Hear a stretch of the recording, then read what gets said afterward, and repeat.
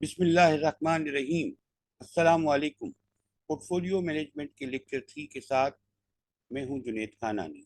अगर आपको ये वीडियोस पसंद आ रही हैं तो हमारे चैनल को सब्सक्राइब करें, वीडियोस को लाइक करें और शेयर करें। फ्रेंड्स, फर्स्ट 2 लेक्चर्स में हमने इंडिविजुअल स्टॉक्स की हिस्टोरिक प्राइजेस और डिविडेंड पेमेंट हिस्ट्री की मदद से इंडिविजुअल स्टॉक्स का हिस्टोरिक रिटर्न और रिस्क कैलकुलेट करना सीखा था। आज हम मुख्तलिफ स्टॉक्स से बनने वाले पोर्टफोलियो का हिस्टोरिक रिटर्न और रिस्क यानी स्टैंडर्ड डेविएशन कैलकुलेट करना सीखेंगे। आपको स्क्रीन पर पाकिस्तान स्टॉक एक्सचेंज में लिस्टेड 8 शेयर्स का डेटा हमने इकट्ठा किया है। जो स्क्रीन पर आपको इस वक्त नजर आ रहा है, ये स्टॉक्स हैं Mari Petroleum, Pakistan Oil Field Limited, Hub Power Company Limited, Lal Pir Power Limited, Meezan Bank Limited, United Bank Limited, Bestway Cement Limited और लकी सीमेंट लिमिटेड। नोट कीजिएगा, ये 8 स्टॉक्स मुख्तलिफ सेक्टर से लिए गए हैं ताकि डाइवर्सिफिकेशन को इंश्योर किया जा सके। यानी कि हम एक ही सेक्टर में तमाम इन्वेस्टमेंट जो है उसको जो है वो इन्वेस्ट ना कर दें, बल्कि मुख्तलिफ शेयर्स और मुख्तलिफ सेक्टर्स में इन्वेस्टमेंट की जाए। ये रिटर्न्स लास्ट 5 ईयर्स के 20 क्वार्टर्स के हिस्टोरिक रिटर्न्स हैं। इन तमाम स्टॉक्स के मीन एनुअल रिटर्न और एनुअल स्टैंडर्ड डेविएशन यानी रिस्क के नंबर्स भी आपको स्क्रीन पर नजर आ रहे होंगे। ये सारे नंबर्स कैसे कैलकुलेट किए गए, ये सारे हिस्टोरिक रिटर्न्स कैसे कैलकुलेट किए गए, ये ऑलरेडी हम पहले 2 लेक्चर्स में डिस्कस कर चुके हैं। जिन व्यूअर्स ने पहले 2 लेक्चर्स नहीं देखे, उनसे रिक्वेस्ट है कि वो पहले 2 लेक्चर इस सीरीज के जरूर देखें ताकि वो ये सीख सके कि ये तमाम historic returns, mean annual return और एनुअल स्टैंडर्ड डेविएशन यानी रिस्क के नंबर्स कैसे कैलकुलेट किए गए।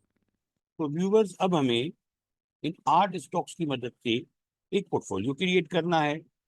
जब हम मुख्तलिफ स्टॉक्स को लेके एक पोर्टफोलियो क्रिएट करते हैं तो ये डिसीजन बहुत इंपॉर्टेंट होता है कि कौन से स्टॉक में प्रोपोर्शन ऑफ इन्वेस्टमेंट यानी वेट क्या होगा। दूसरे अल्फाज में, क्या परसेंटेज ऑफ टोटल इन्वेस्टमेंट हो जो मारी पेट्रोलियम में हम करें, जो पाकिस्तान ऑयल फील्ड में करें और जो बाकी तमाम स्टॉक्स में हम इन्वेस्टमेंट करें। ये डिसाइड करने के कि कौन से स्टॉक में कितनी इन्वेस्टमेंट की जाए, मुख्तलिफ अप्रोचेज हैं। इसमें सबसे आसान अप्रोच ये है कि तमाम स्टॉक्स में बराबर इन्वेस्टमेंट कर दी जाए। जब तमाम स्टॉक्स में बराबर इन्वेस्टमेंट की जाती है तो ऐसे पोर्टफोलियो को इक्वली वेटेड पोर्टफोलियो कहा जाता है।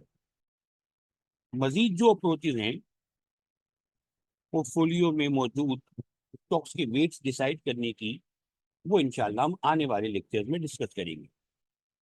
तो हम मारी में 12.5% की इन्वेस्टमेंट करेंगे और सिमिलरली बाकी तमाम स्टॉक्स में भी हमारी इन्वेस्टमेंट की परसेंटेज होगी 12.5।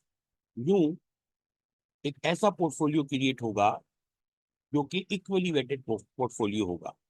वेट्स असाइन करने के बाद अब हम अपने पोर्टफोलियो का रिटर्न कैलकुलेट करेंगे और रिस्क कैलकुलेट करेंगे। रिस्क को रिटर्न कैलकुलेट करने के लिए पहले स्टेप में हम तमाम 20 क्वार्टर्स का पोर्टफोलियो रिटर्न कैलकुलेट करेंगे। हमारे पोर्टफोलियो में 8 स्टॉक्स हैं, उन तमाम 8 स्टॉक्स का 20 क्वार्टर्स का रिटर्न का डेटा हमारे पास मौजूद है। और अब हम ये करेंगे कि हर क्वार्टर का पोर्टफोलियो रिटर्न भी कैलकुलेट करेंगे। पोर्टफोलियो रिटर्न कैलकुलेट करने के लिए जो फॉर्मूला है वो इस तरह है कि हर स्टॉक के रिटर्न को उसके वेट से मल्टीप्लाई कर दिया जाए और फिर इनको आपस में सम कर दिया जाए। यानी कि मारी पेट्रोलियम के वेट को मारी पेट्रोलियम के रिटर्न से मल्टीप्लाई करें, पाकिस्तान ऑयल फील्ड के वेट को पाकिस्तान ऑयल फील्ड के रेट से या रिटर्न से मल्टीप्लाई करें। इस तरह तमाम स्टॉक्स के रिटर्न्स को तमाम स्टॉक्स के वेटेज से मल्टीप्लाई करें और इनको आपस में सम करें। देखिएगा, ये एक फॉर्मूला है जो मैंने यहाँ कॉपी किया है। इसके अंदर नोट कीजिएगा, ये जो सेल E5 है इसमें मारी पेट्रोलियम का रिटर्न दिया हुआ है उसको हम मल्टीप्लाई करेंगे हमारी पेट्रोलियम की वेट से, फिर प्लस करके पाकिस्तान ऑयल फील्ड का रिटर्न सेल नंबर F5 में गिवन है, उसको मल्टीप्लाई करेंगे पाकिस्तान ऑयल फील्ड के वेट से। इस तरह तमाम स्टॉक्स के रिटर्न्स को आपस में सम करने से पहले उनके वेटेजेस से मल्टीप्लाई करेंगे, और फिर जब इसको हम सम करेंगे तो ये हमारे पास पहले क्वार्टर का रिटर्न आ गया है -10.37%। यानी हमने जो पोर्टफोलियो क्रिएट किया है इक्वल वेटेजेस के साथ, उसका हिस्टोरिक रिटर्न 30 सितंबर 2019 को खत्म होने वाले क्वार्टर का 10.37 है।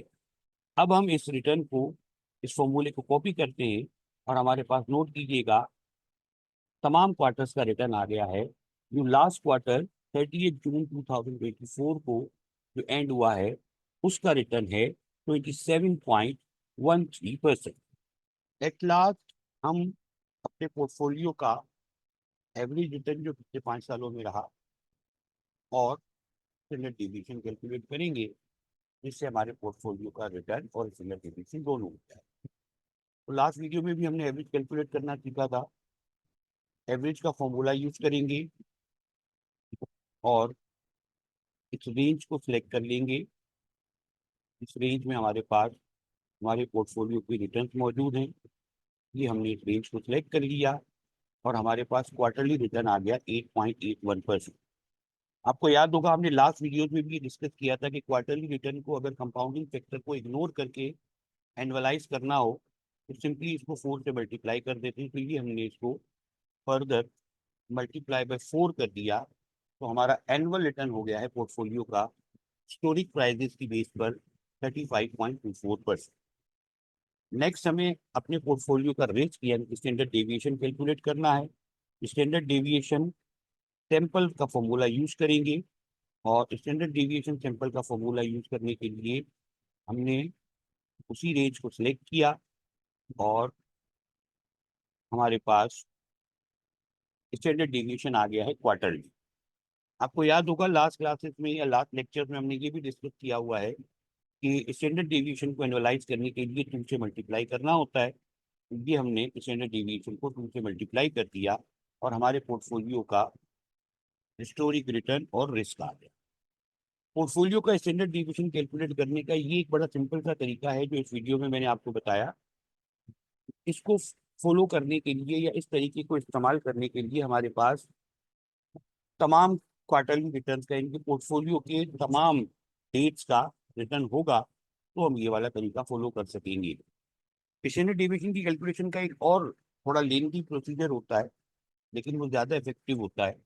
स्टैंडर्ड डेविएशन उस तरीके से भी सेम ही आएगा, लेकिन उसमें थोड़ी डिटेल होती है और वो ज़्यादा डिस्क्रिप्शन के साथ होता है। एक एक चीज़ पता चल रही होती है कि कौन से रिटर्न, कौन से स्टॉक का किस स्टॉक के साथ को वेरिएंस क्या है, कौन से स्टॉक के को वेरिएंस का टोटल वेरिएंस में कंट्रीब्यूशन क्या है, वो डिटेल पता चल रही होती है। तो स्टैंडर्ड डेविएशन की कैलकुलेशन का ये जो दूसरा डिटेल्ड फॉर्मूला है, ये भी हम आने वाले लेक्चर्स में इंशाल्लाह डिस्कस करेंगे। तो व्यूअर्स, आज के इस लेक्चर में हमने पोर्टफोलियो कंस्ट्रक्ट करना, तमाम क्वार्टर्स का पोर्टफोलियो का रिटर्न कैलकुलेट करना और फिर 5 ईयर्स के डेटा पर पोर्टफोलियो का एनुअल एवरेज रिटर्न और स्टैंडर्ड डेविएशन यानी रिस्क कैलकुलेट करना सीखा।